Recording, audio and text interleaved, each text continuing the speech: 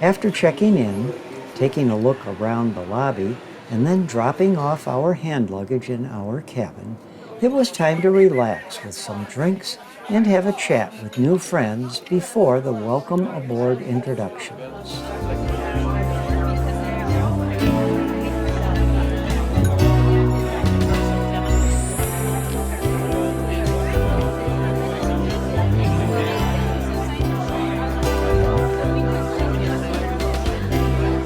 First off, I just want to introduce a few individuals.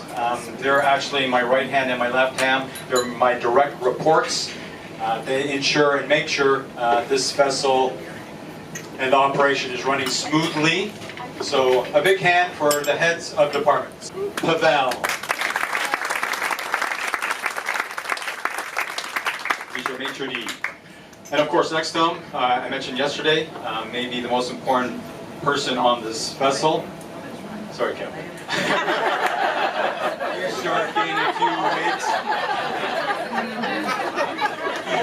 I love his soups. If you start gaining a few pounds, this is the man you want to talk to. So a big hand for your executive chef, all the way from Slovakia. A big hand for Manuel, Captain Manuel. Thank you, David. Good evening to you all. Tomorrow, a quarter to 7, I start the engine. So I start making noise very early. You don't take a wake-up call. I do that for you. Then 7 o'clock we start sailing.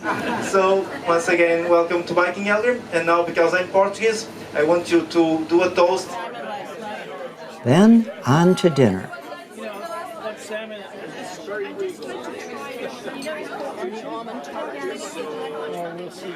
We tried to have Milan as our waiter at every meal. He was superb. After a day in Porto, we cast off and headed up the Douro. With such nice weather, the lounge was almost empty.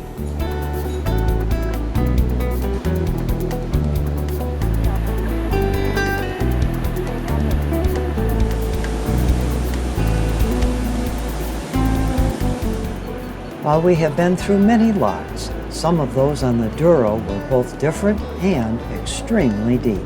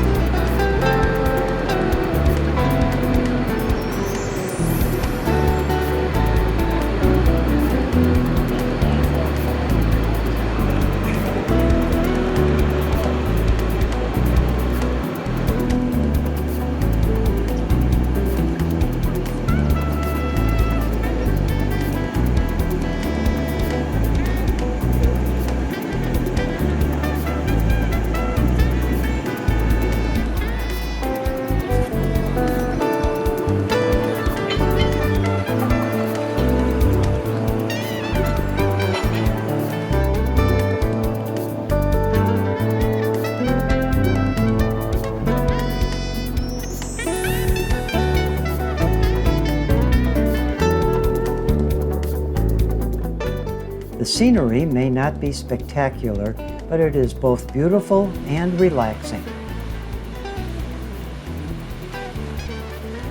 Cruising along on the Helgrim completed our long list of transports taken on this visit to Portugal. Not only planes, trains, and automobiles, but buses, trams, funiculars, subways, cable cars, a water ferry, and an outdoor elevator.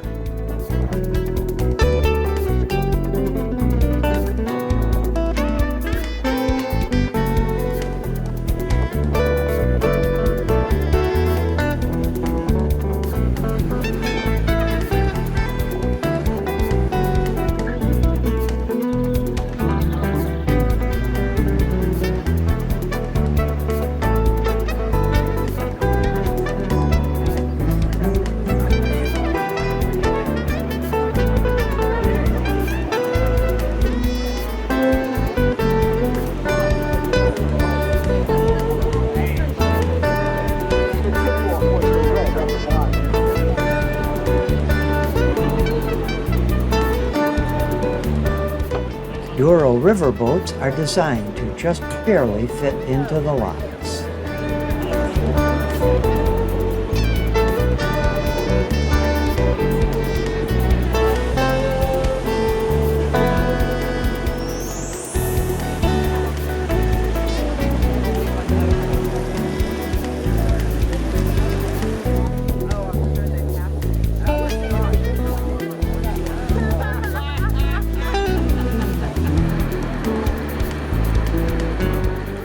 Through the last lock of the day, it was on to our brief stop at Lamego to begin the day's tour.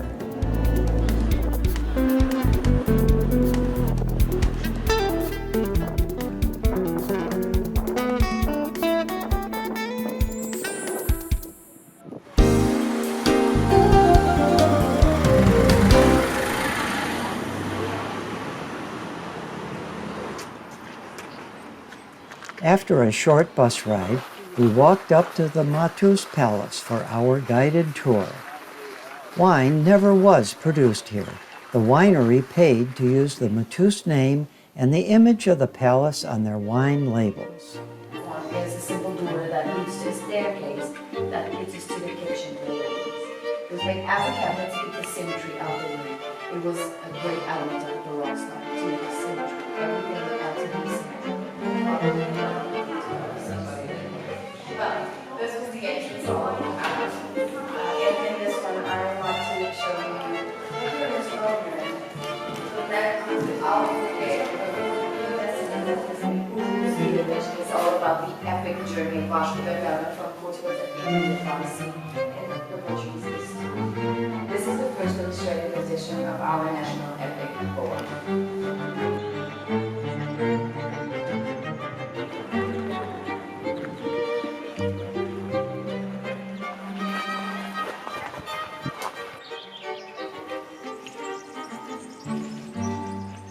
Back on the bus for a visit to a nearby quinta for a look at current wine production, passing the Helgrim on the way.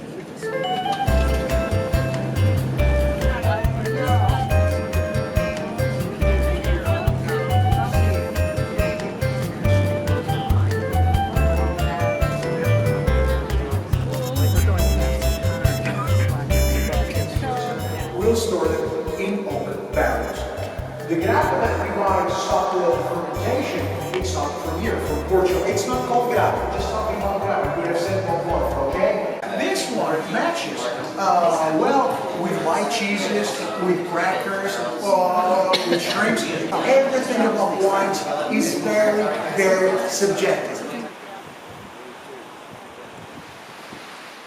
With our newly gained expertise in port wine and its production, we headed back down the mountain to our ship.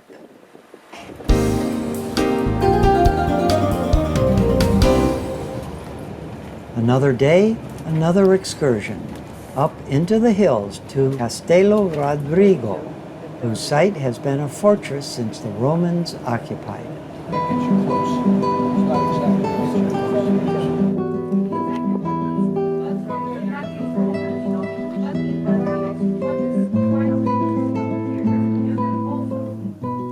Many, if not most, of the 16th century houses are derelict, but there are quite a number that have been restored and occupied.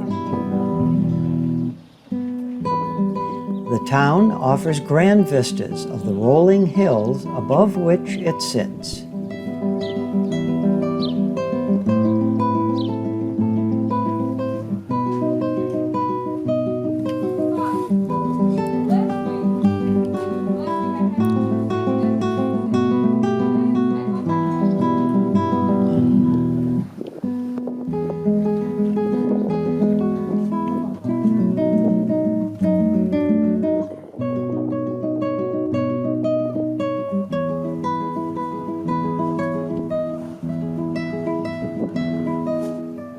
There's not much left of the palace, leaving it to one's imagination to complete the picture.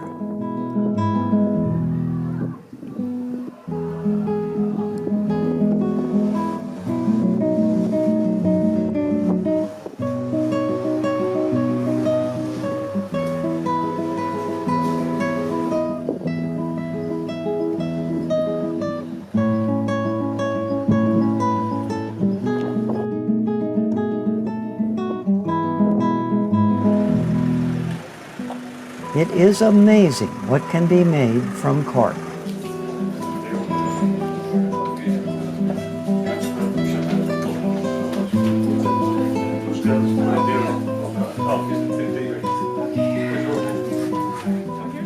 Almonds are a major product of this region, and even raw ones have a distinctly different flavor from California-grown almonds.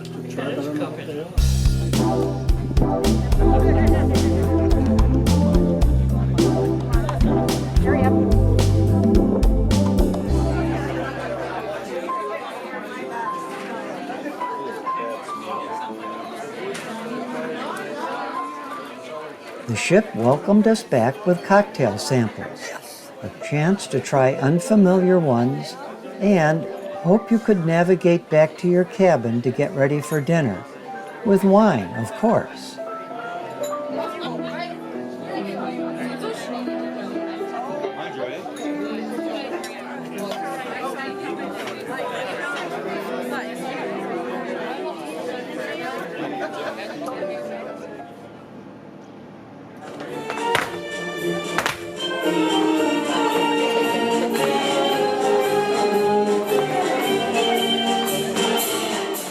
Being close to the Spanish border, the evening's entertainment was flamenca.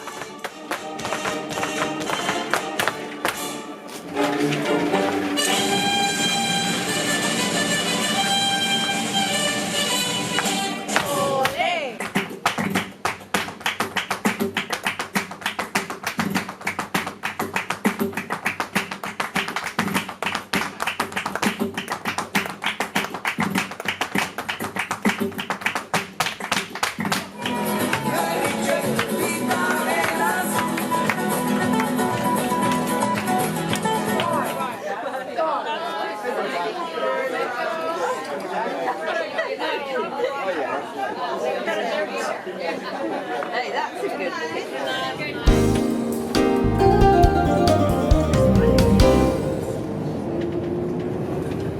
So this railway line.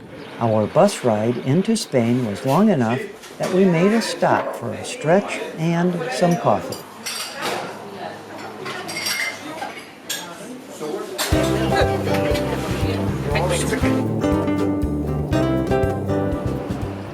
Welcome to Salamanca, Spain.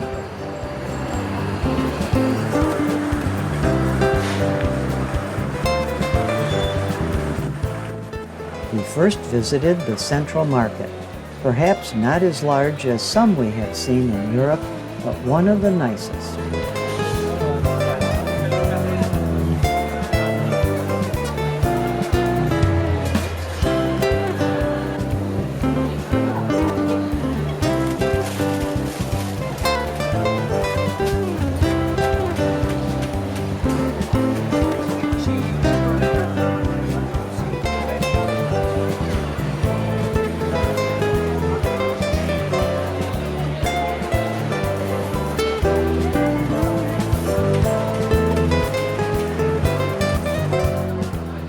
Then over to Plaza Mayor, which was hosting a booksellers' fair.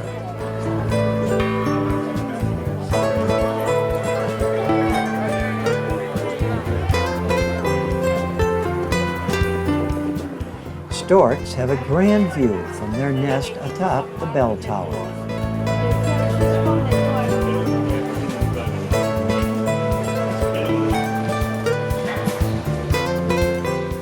A walk around the old town gave a look at the 2,000-year-old city's medieval, Gothic, and Renaissance periods. Salamanca University is considered to be one of the world's finest.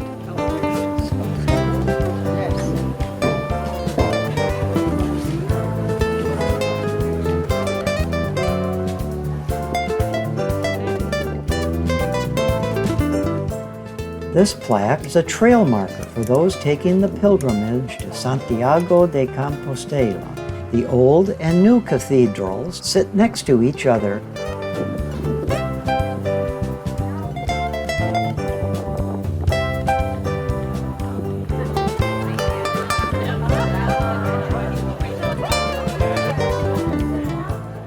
side and front of the new cathedral have some interesting and different carvings. A small park on the edge of the city center offers a shady escape from the crush of tourists and students.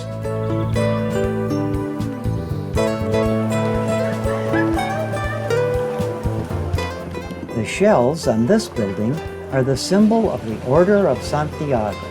It currently houses a public library.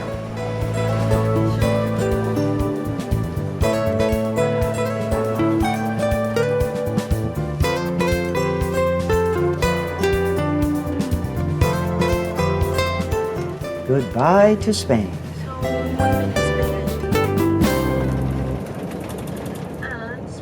After a good night's rest, we drove up to the village of Ovules for a visit to a traditional bakery.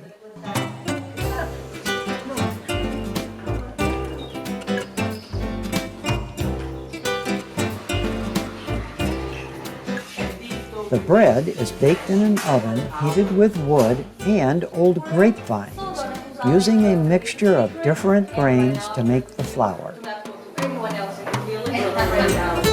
So please, let's keep all the secrets from none of the secrets, okay? While you rising, this time is very hot. They will find this time. The owner and chief baker gave us some samples to try and then went back to work forming the dough for baking.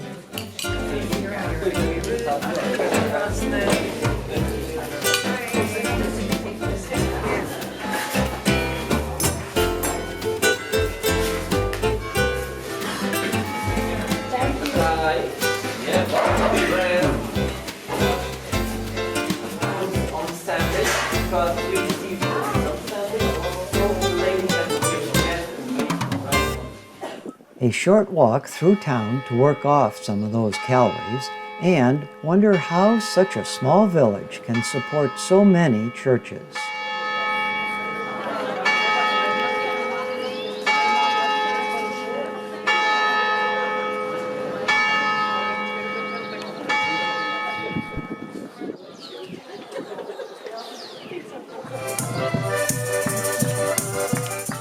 Next up, a visit to the wine-producing estate Quinta de Avesada for more wine sampling and lunch with the owner hosting.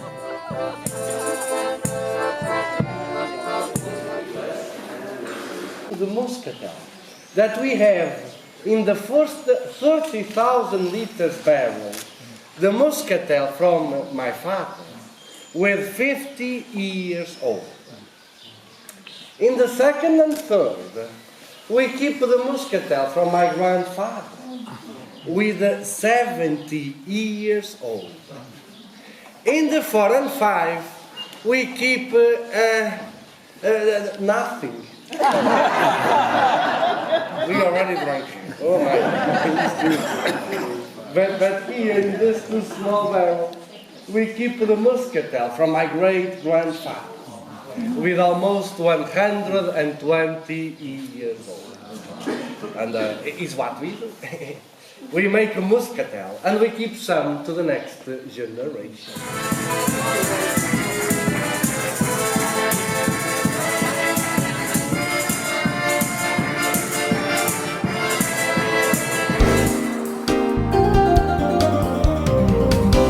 Enough with the bus tours.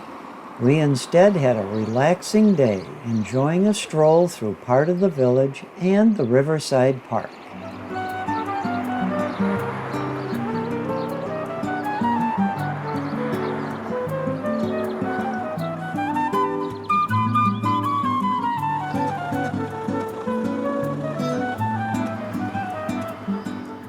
It being a Sunday, very little was open and there was almost no traffic.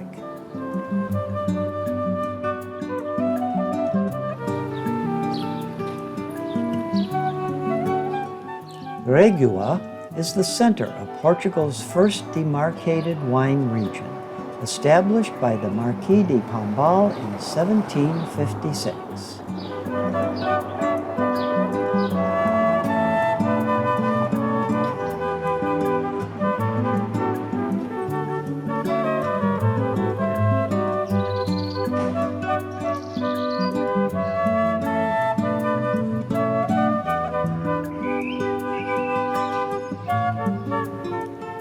This likely was one of the last working boats for port wine transport down to Porto. Douro River tour boats are all made and most owned by a Portuguese company that also employs most of the captains, including the Vikings. Not many fish were being caught, but perhaps that didn't really matter. The local soccer team won a big match in the afternoon, and the celebration was loud and long.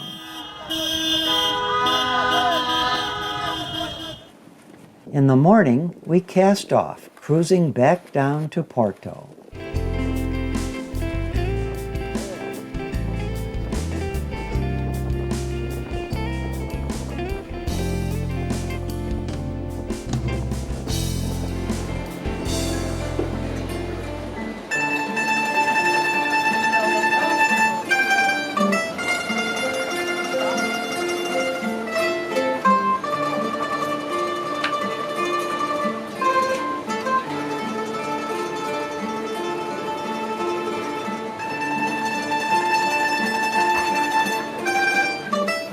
A tuna group was our final night's entertainment. These groups are made up of university students who wear a costume and play instruments, both traditional to the custom, which started in the 13th century as a way to earn spending money.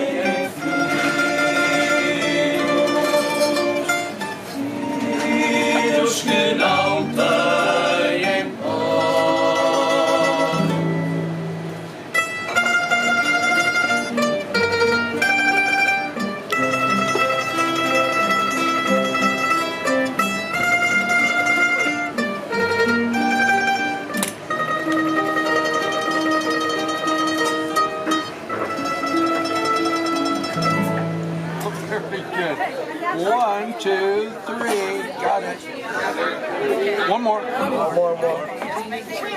One, two, three. Thank you.